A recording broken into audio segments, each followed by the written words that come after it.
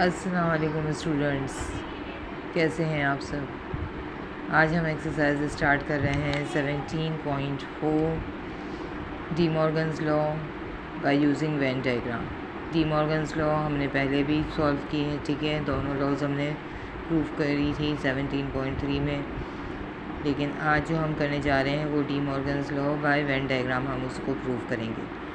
तो जैसा कि हमने पिछली वीडियो में भी किया था, पहले फर्स्ट लॉ प्रूफ करते हैं जो कि है A union B complement equal to A complement intersection B complement.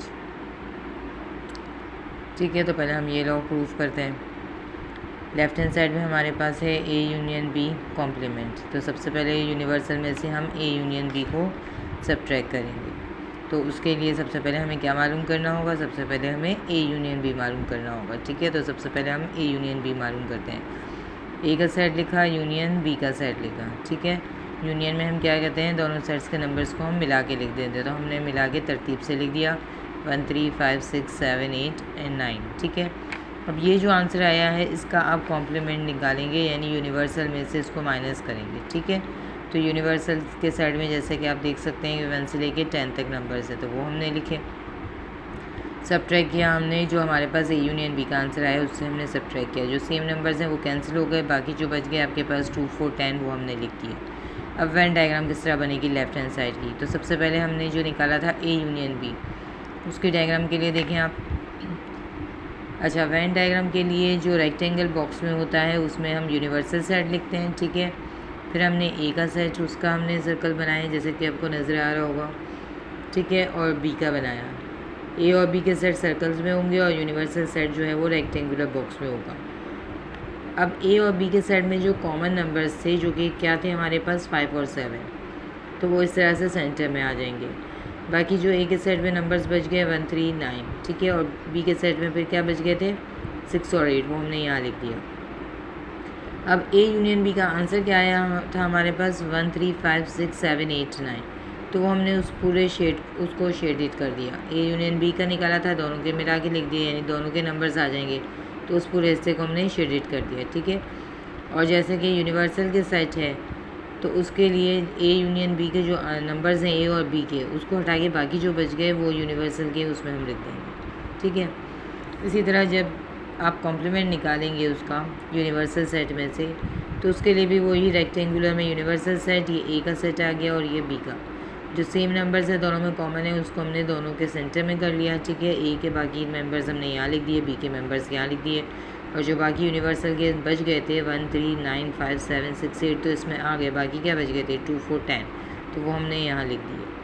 अब इसके अकॉर्डिंग देखें, अगर आंसर आपका क्या आ रहा है 2 4 10, तो फिर 2 4 10 में आपने शेड कर दिया। ठीक है, जो आंसर आएगा सिर्फ उसी में शेड होगा। उसके बाद अगर हम राइट हैंड साइड की तरफ जाएँ, तो राइट हैंड साइड में हमारे पास है A complement intersection B complement.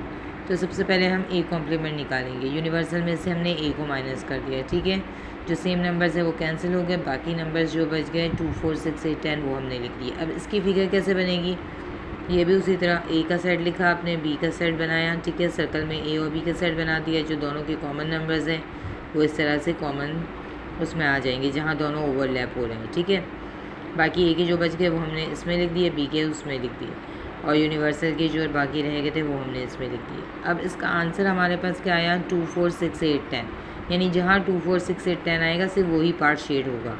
जी, जैसे ये है 2 4 10 और ये 6 और 8, इसी पार्ट को हमने शेड किया। ठीक है, अब इसी तरह हम बी कॉम्प्लीमेंट निकालेंगे, तो बी कॉम्प्लीमेंट में भी यूनिवर्सल में से हमने बी को माइनस कर दिया। ठीक है, जो बाकी नंबर्स बच गए वो हमने लिख दिए। माइनस करना तो अब आपको समझ में आ गया होगा ना, जो सेम नंबर्स हैं वो कैंसिल कर देंगे, बाकी जो बच गए वो हमने लिख दिए। ठीक है, अब इसकी फिगर भी उसी तरह ए और बी का बनाया आपने, ओवरलैप में जो दोनों के कॉमन नंबर्स हैं वो लिखिए, बाकी यूनिवर्सल सेट में लिखिए। अब इसके जो आंसर आया है हम उसी पार्ट को शेड करेंगे 1 2 3 4 9 10, तो 1 2 3 4, ठीक है, 3 4 9 और 10, इसी पार्ट को हमने शेड किया। ये 6 8 और 5 7 को हमने शेड नहीं किया। ठीक है, अब लास्ट फाइनल आंसर इसका A complement intersection B complement, दोनों का जो आंसर आया है उसका आप इंटरसेक्शन निकाल लेंगे। इंटरसेक्शन में हम क्या करते हैं, जो सेम नंबर्स होते हैं हम सिर्फ वो लिखते हैं। तो सेम नंबर्स हमारे पास क्या है 2 4 एंड 10, तो हमने सिर्फ वो लिख दिया। ठीक है, इसकी फिगर भी उसी तरह यूनिवर्सल सेट के नंबर्स लिखे हमने, जो बाकी बच गए ए बी के लिखे, ओवरलैप में जो कॉमन नंबर्स आए। अब इसका आंसर क्या आया है हमारे पास? इसका आंसर आया है 2 4 10, यानी जो यूनिवर्सल के नंबर्स हमारे पास बच गए हैं 2 4 10, हमने सिर्फ उसको शेड किया। अब आप देख सकते हैं कि जो लेफ़्ट हैंड साइड का आंसर था आपके पास, ठीक है, और जो राइट हैंड साइड का है, फाइनल आंसर जो दोनों का आ रहा है उसमें देखिए वेन डायग्राम में भी सेम आ रहा है, ठीक है, सिर्फ ये जो यूनिवर्सल का बाहर रेक्टेंगुलर बॉक्स था सिर्फ उसमें शेड है दोनों में, ठीक है। तो यानी ये प्रूव हो गई left hand side right hand side के बराबर, वैसे भी प्रूव हो गई और वेन डायग्राम के ज़रिए भी प्रूव हो गई, ठीक है। तो अब हम मूव ऑन होते हैं अपनी सेकेंड लॉ की तरफ। सेकेंड लॉ में हमारे पास क्या है? A intersection B complement equal to A complement union B complement. इसमें भी सबसे पहले हम इंटरसेक्शन निकालेंगे, ए इंटरसेक्शन बी, ठीक है, कॉम्प्लीमेंट हम बाद में निकालेंगे। तो सबसे पहले हमने निकाला ए इंटरसेक्शन बी। इंटरसेक्शन में हम क्या करते हैं? कॉमन नंबर्स लिखते हैं, जो एक जैसे नंबर हैं वो लिखते हैं, ठीक है। तो ए का सेट लिखा हमने, बी का सेट लिखा, इंटरसेक्शन की साइन है ये। कौन से नंबर सेम है दोनों में? कॉमन है 5 और 7, ठीक है। अब इसकी फिगर कैसे बनेगी? वो ये भी उसी तरह से ए बी का बनाया आपने, जो ओवरलैप में आपके पास है, जो कॉमन नंबर्स हैं वो आपने ओवरलैप में लिखे, ए के नंबर्स बाकी जो बच गए वो इसमें लिखे, बी के बी की सेट पे लिखे, और यूनिवर्सल के जो बाकी बच गए वो रेक्टेंगुलर बॉक्स में हमारा यूनिवर्सल होता है, ठीक है, उसमें लिख दिए। तो अब इसका आंसर क्या था? सिर्फ 5 और 7। तो सिर्फ 5 और 7 वाला जो ओवरलैप वाला पार्ट है सिर्फ हमने उसको शेड देना है, ठीक है। अब इसका जो मेन आंसर है हमारे पास ए इंटरसेक्शन बी कॉम्प्लीमेंट, वो हमें मालूम करना है। तो यूनिवर्सल में से हम माइनस कर देंगे ए इंटरसेक्शन बी को, ठीक है। यूनिवर्सल का सेट लिखा आपने, माइनस डिफरेंस, और फिर जो ए इंटरसेक्शन बी का आंसर आया आपने वो लिख दिया। सबट्रैक्ट में क्या करना है? 5 और 7 कैंसिल हो जाएंगे, बाकी जो नंबर्स बच गए आपने वो लिख दिए। क्लियर? अब इसकी फिगर के लिए भी वही रेक्टेंगुलर बॉक्स में आपने लिखा सारा, ठीक है। उसके बाद ए का सेट लिखा और बी का सेट लिखा।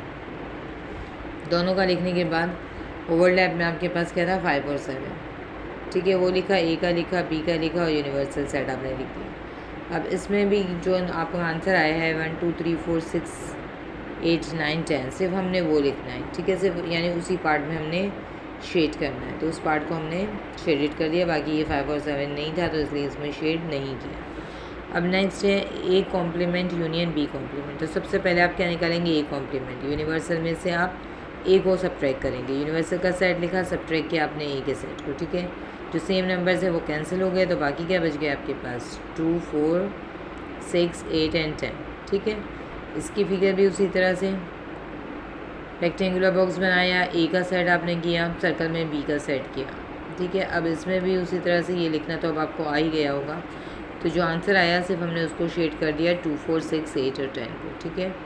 2 4 10 तो रेक्टेंगुलर बॉक्स में, और 6 और 8 ये बी के सेट में, ठीक है। इसी तरह बी कॉम्प्लीमेंट निकाल लिया, इसमें भी यूनिवर्सल में से आपने माइनस कर दिया बी के सेट को, बाकी आपके पास जो नंबर बच गए वो हमने लिख दिया, ठीक है। फिगर भी उसी तरह से बनेगी, जो आंसर आया उसी पार्ट को आपने शेड कर दिया, 1 2 3 4 9 10, 1 3 9 2 4 और 10 ये रहे, ठीक है। उसके बाद अब इसका final answer A complement union B complement. A का सेट ए कॉम्प्लीमेंट का जो आंसर आया वो आपने लिखा, यूनियन बी कॉम्प्लीमेंट का जो आंसर आया आपने वो लिखा। दोनों का यूनियन निकालना है, यानी दोनों के नंबर्स आपने मिला के एक साथ लिख दिए, ठीक है। अब उसके बाद अब फिगर कैसे बनेगी? उसी तरह से ए का सेट आपने किया सर्कल में, बी का सेट किया, ओवरलैप वाली चीज़ आपने दोनों में इस तरह से 5 और 7 कर दिया। यहाँ ये यूनिवर्सल के बाकी जो नंबर्स बच गए, क्योंकि यूनिवर्सल में कितने हैं 1 से 10 तक, तो बाकी नंबर्स तो यहाँ आ गए। कौन से नंबर बच गए? 2 4 10, तो वो हमने यूनिवर्सल के सेट में लिख दिए, ठीक है। और जो आंसर आया है उसी पार्ट को हमने शेड किया। तो आप देख सकते हैं कि दोनों का जो आंसर है लेफ़्ट हैंड साइड का और राइट हैंड साइड का उसी पार्ट में हमने शेड किया है, तो यानी ये लॉ भी प्रूव हो गई, ठीक है। आप इसका स्क्रीनशॉट ले लीजिए, ये सेकंड लॉ है, ठीक है, इसका स्क्रीनशॉट ले लें, और इसी तरह ये फर्स्ट लॉ है, इसका भी आप स्क्रीनशॉट ले लीजिए। दोनों लॉज हमने प्रूव कर ली बाय वेन डायग्राम, ठीक है। आई होप आपको समझ में आया होगा। अगर कोई मसला है, कोई क्वारीज है, तो प्लीज़ कमेंट सेक्शन में जाके आप कमेंट्स कर सकते हैं, मैं आपके कमेंट्स का रिप्लाई दूंगी एज़ सून एज़ पॉसिबल, ठीक है। तो वीडियो अगर पसंद आई है तो प्लीज़ लाइक करें, शेयर करें, सब्सक्राइब करें, बेल आइकन के पे क्लिक करें ताकि मेरी तमाम वीडियोस आप तक बर वक्त पहुँच सके। आई होप आपको स्टडीज़ में हेल्प हो रही होगी। थैंक यू, टेक केयर, अल्लाह हाफ़िज़।